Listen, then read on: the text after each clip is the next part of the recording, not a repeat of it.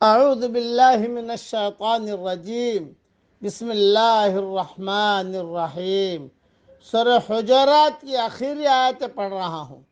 یا ایہا الذین آمنوا اجتنبوا کثیرا من الظن، اے ایمان والو بہت سے گمانوں سے بچو۔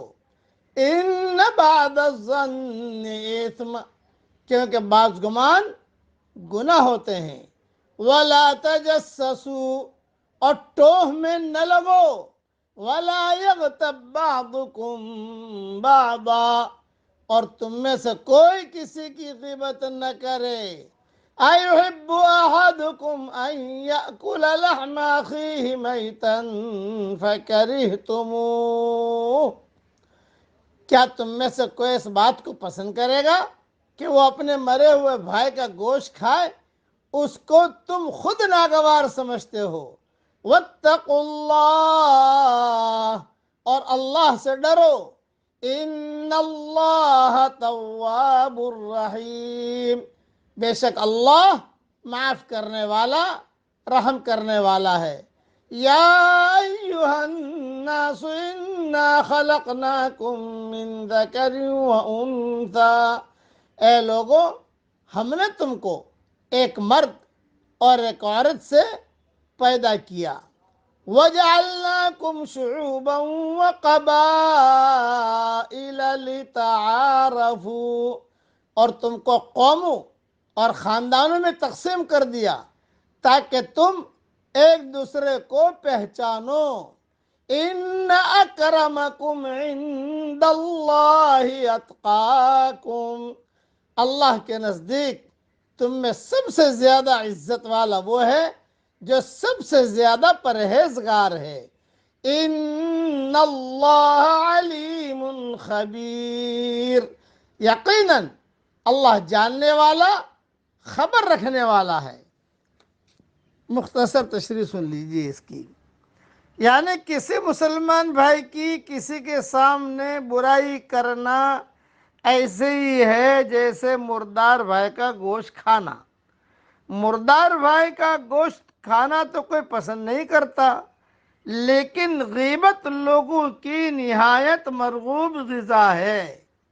آج کل غیبت سے زیادہ اچھی غذا دنیا میں کوئی ہے ہی نہیں۔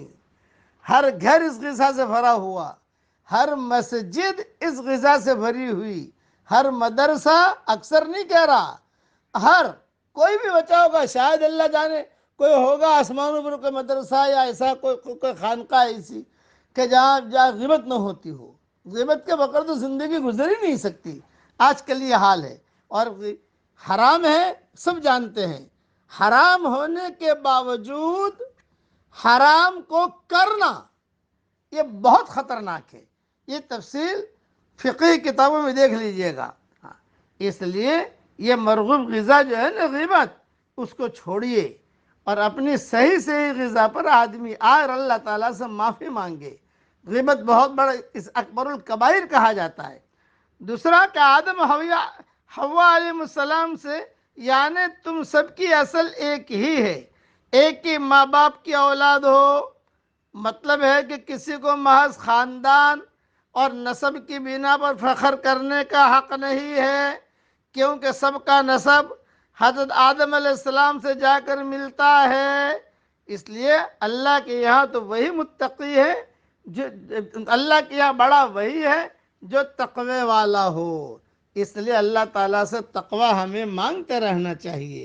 باقی اس کی تشریح میں 2-3 چیزیں میں نے لکھ کر بھی بھیجی ہیں، اسے بھی دھیان سے سنیے۔ غیبت سے بچیے، غیبت سے بچیے، غیبت سے بچیے۔ اللہ تعالیٰ سے کہیے تنہائیوں میں کہ اللہ تیرا بہت بڑا گناہ ہم نے عام کر رکھا ہے۔ آج کل غیبت کا گناہ ایسا ہے کہ خود کرتے بھی ہیں اور اس کی ایڈورٹائز بھی بہت کرتے ہیں۔ ایڈورٹائز بہت کرتے ہیں، حالانکہ اس کی ایڈورٹائز کرنی نہیں چاہیے، اچھی چیزوں کی ایڈورٹائز کرنی چاہیے، جو غیبت کی ایڈورٹائز کرتے ہیں۔ اللہ تعالیٰ ہمارے جرم عظیم کو معاف فرمائے، آمین۔